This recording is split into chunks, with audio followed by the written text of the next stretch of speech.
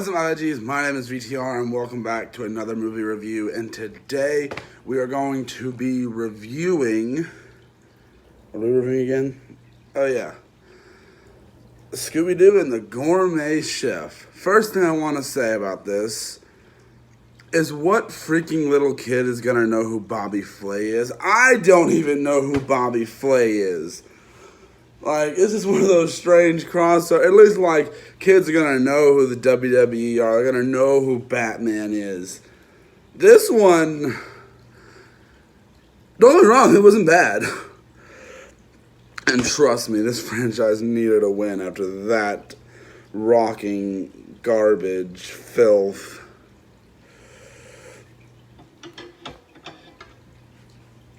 It needed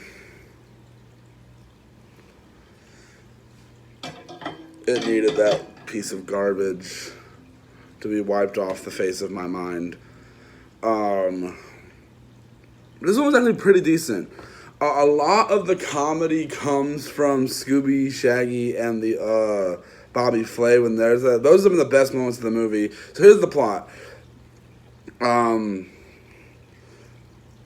Bobby Flay is Fred's uncle, and they're going to meet up with him because he's reopening this, like, resort-type place.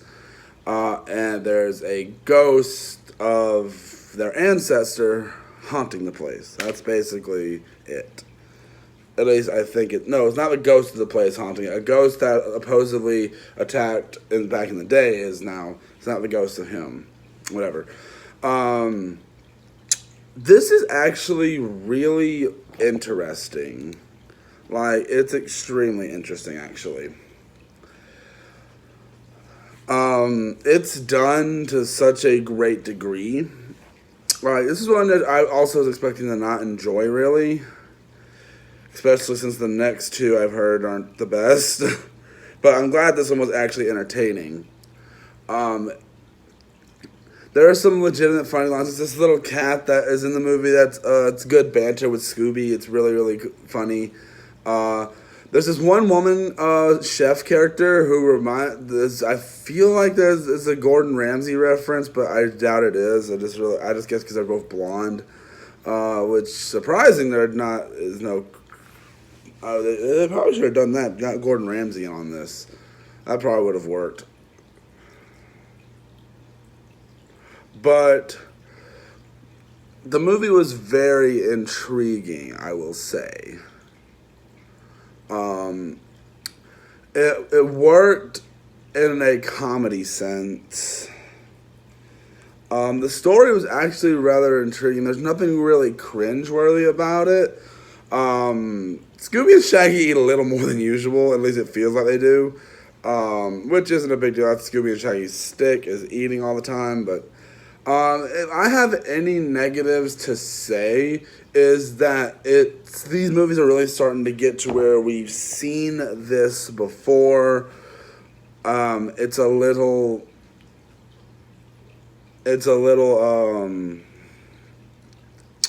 what's the word? Counterintuitive, I think is the word. I don't know. It just feels a little bit like it's doing some similar things we've seen in the past. But I'm not surprised about how long these have been going on. I'm guessing that's why they decided to connect the next two to previous Scooby-Doo properties.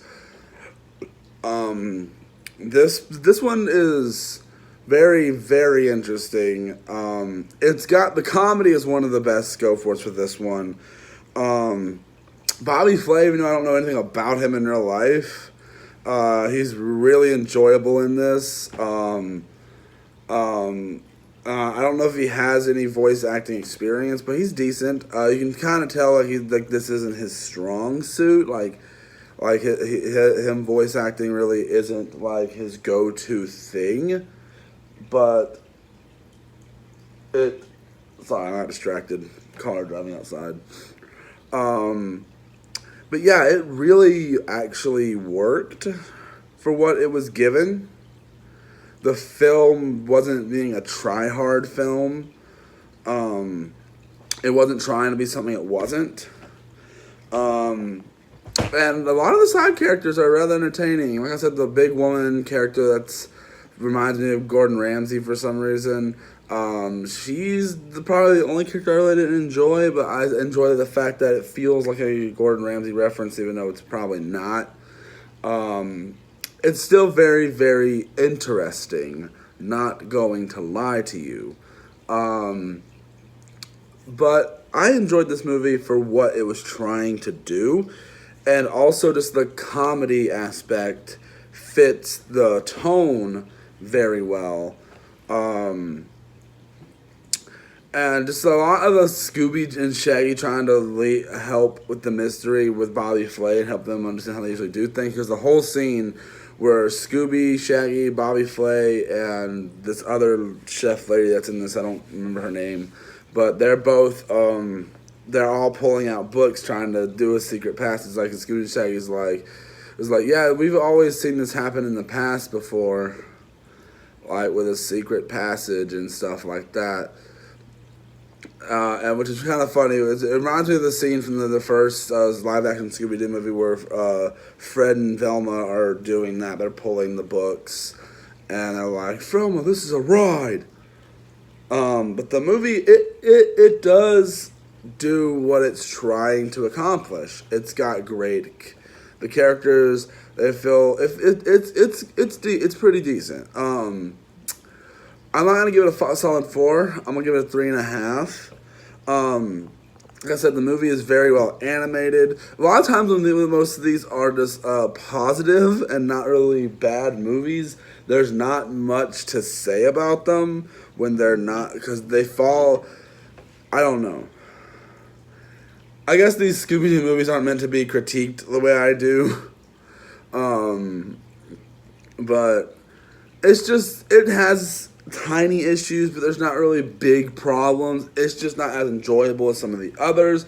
I did enjoy this because, like I said, the ones you think are going to be bad turn out not to be bad. Now, there is a weird, it was weird seeing there's like this giant tech monster, like they use these like robot arms and they're cooking and stuff, which is kind of funny seeing them use tech like that in this when the last movie I did was so strong built with that concept and everything, with tech and everything. So it's, I don't know. But the show did what it was trying to do, I feel like. I mean, this movie did what it was trying to do. It wanted to do a Scooby-Doo crossover with a well-known, famous chef. And I guarantee if Gordon Ramsay was like, I think he doesn't live in the U.S., I don't think. He lives in, like, Britain or something like that. I don't know. Don't quote me on that. Or Australia. I don't know. I'm not too keen on that stuff, and sometimes, I don't know. You guys are probably going to rage at me in the comments for that comment. But I guarantee if, like, he was available, they probably would have done him. Because I knew who Gordon Ramsay is. I don't really know who Bobby Flay is. I feel like a lot of people are going to go, like, you don't know who Bobby Flay is?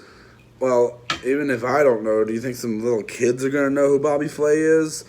It goes back into me talking about what I said in the Scooby Doo Beach Blowout. Like, yeah, I know these are for kids, but still, it doesn't mean they can't be critiqued. Yeah, but it's just a basic Scooby Doo. Nothing's like, no character's really out of place. They're not doing anything extra. That's kind of annoying, like some of these Scooby Doo movies do, where they try to throw an extra little story for the characters to act different. Like with Fred in the Moon Monster Madness, that was cringe. And the one Lego Scooby Doo Beach Blowout, whatever it's called, that one, and it's just they acted like themselves. Scooby and Shaggy were a little more confident in this one. I don't know why that was, but I'm not complaining. I'm not gonna lie. That was entertainment. Entertainment. Why did I say entertainment like that? Entertainment. I have a deep voice all of a sudden for no reason. But yeah, have you guys seen this one? What do you guys think about it? I'd love to know down in the comment section below. And that's really all I've got to say for this review. If you guys have seen it, I'd love to hear your thoughts. The next up is Scooby Doo and the Curse of the 13th Ghost, which is supposed to be kind of the continuation of Scooby Doo and the 13 Ghosts of Scooby Doo, that show. I'm worried about that because I've heard that show is kind of a classic. I haven't really watched that one myself, but I'm worried for the next one, so we're just gonna have to wait and see what this movie is meant to be. What? Alright, whatever. I love you guys. I do love you guys, but I didn't mean to say that. I love my fans, but I didn't mean to say that. Hope you guys enjoyed this video, and I will see you guys in the next one. Bye!